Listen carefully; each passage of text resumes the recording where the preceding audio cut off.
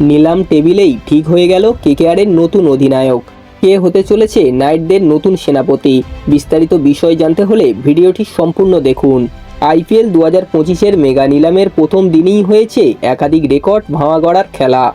শ্রেয়াস আইয়ার আইপিএলের ইতিহাসে সবচেয়ে দামি প্লেয়ার হওয়ার রেকর্ড গড়ার মুহূর্তের মধ্যে ভেঙে যায় সেটি।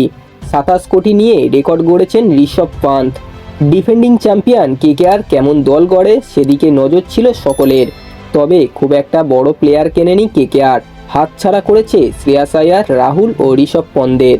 তবে ভেঙ্কটেশ আইয়ারকে রেকর্ড দামে কিনেছে কলকাতা। নিলাম থেকে প্রথম দিনে মোট 6 জন ক্রিকেটারকে কিনেছে কেকেআর।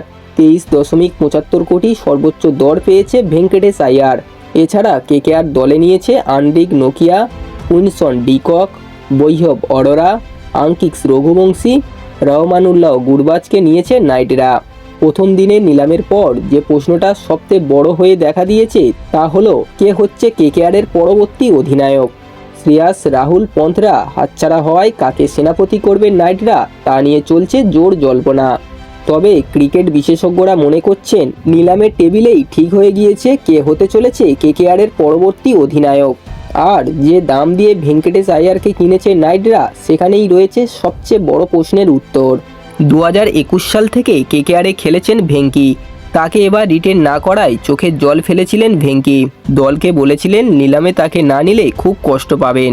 তবে তার জন্য যে এতদূর যাবে কেকেআর তা স্বপ্নেও ভাবেনি।